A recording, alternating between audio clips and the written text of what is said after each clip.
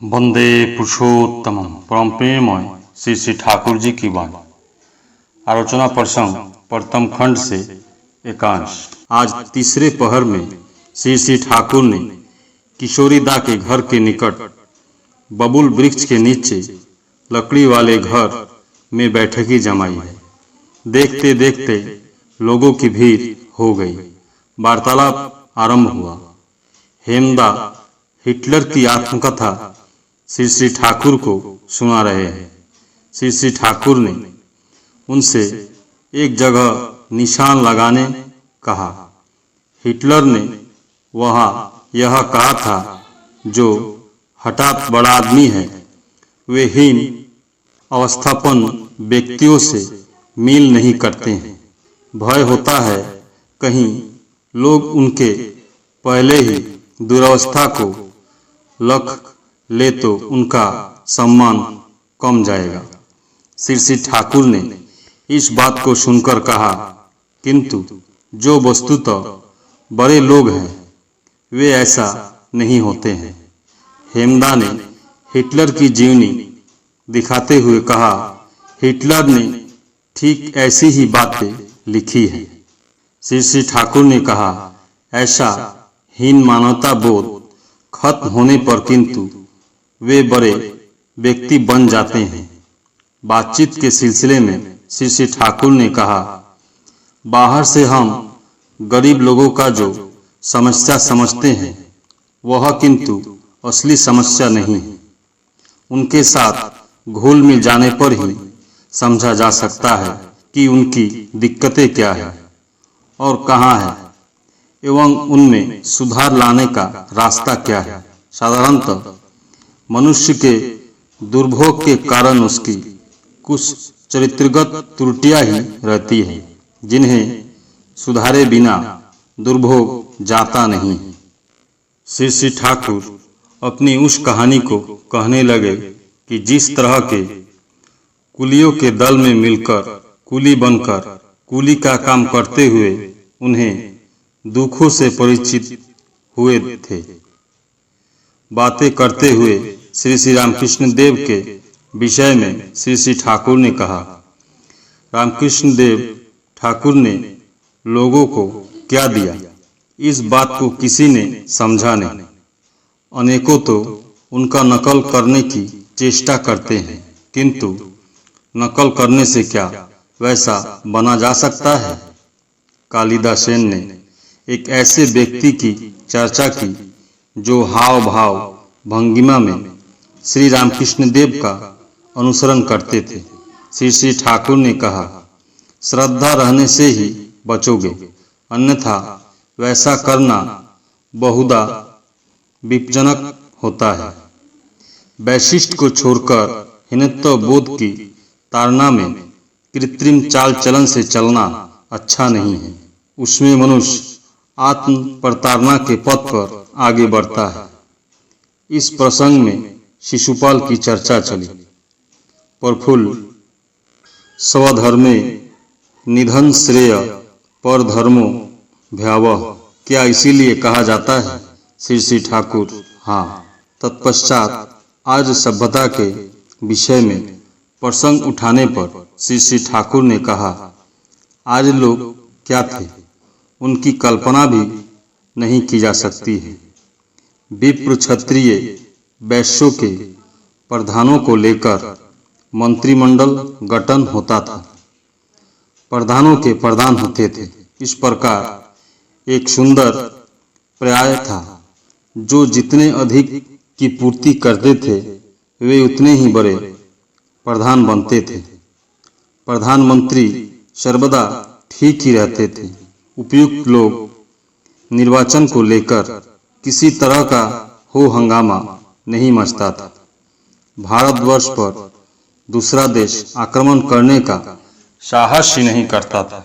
सारा राष्ट्र खूब संहत रहता था। अनुलोम विवाह की प्रथा रहने के कारण सारा राष्ट्र एक सूत्र में बंधा था। उससे क्रमोन्नति में सुविधा होती थी। यथाक्रम 5, 7 और 14 पीढ़ियों तक लगातार क्षत्रिय वैश्य और शूद्रों में यदि ब्राह्मण संस्कार देखा जाता था तो उन्हें विप्र बना दिया जाता था। इस तरह के उन्नति का पथ खुला था।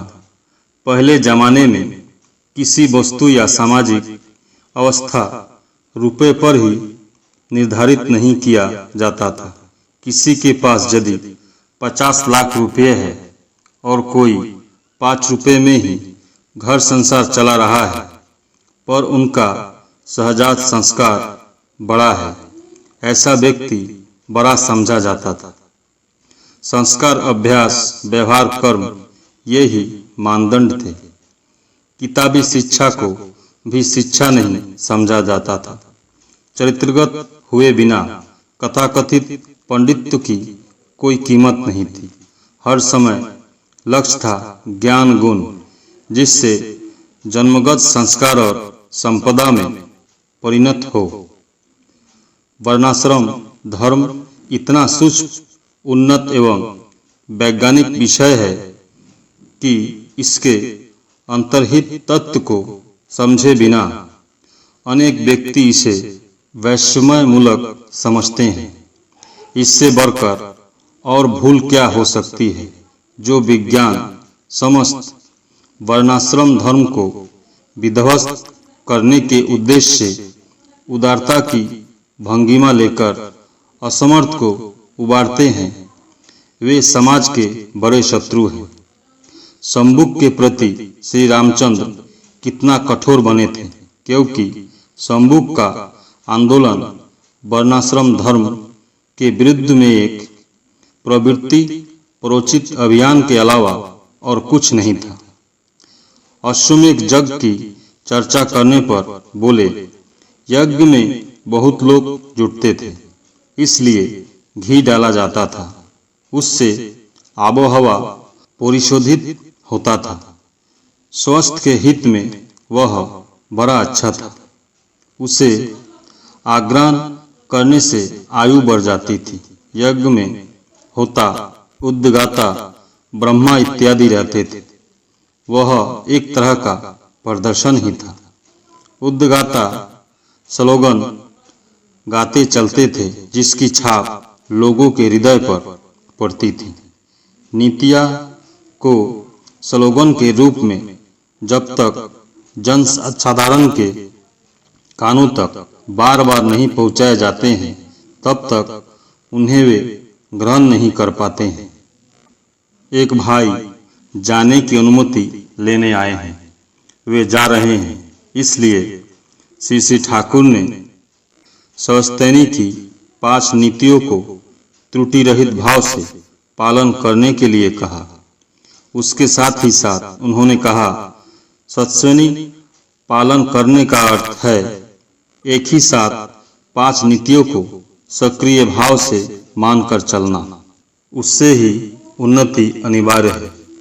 उक्त भाई के चले जाने के बाद पहले प्रसंग को उठाते हुए श्री ठाकुर ने कहा, मुझे ऐसा प्रतीत होता है कि अश्वमेध यज्ञ में अश्व की बलि नहीं होती थी, बल्कि एकता और मिलन के प्रतीक स्वरूप अश्व को और पालन और पोषण किया जाता था। मेघ धातु का अर्थ है मिलित होना। अश्व को समादर कर अश्व प्रेरक राजा का प्रभुत्व यथोचित सम्मान के साथ स्वीकार करते थे। इससे यही समझा जाता था कि सभी राजा के अनुगामी हैं एवं उनके साथ उनकी एकता है और मिलनकामी है। परम प्रेममय श्री ठाकुर। सभी गुरु भाई एवं माँ को जय गुरु।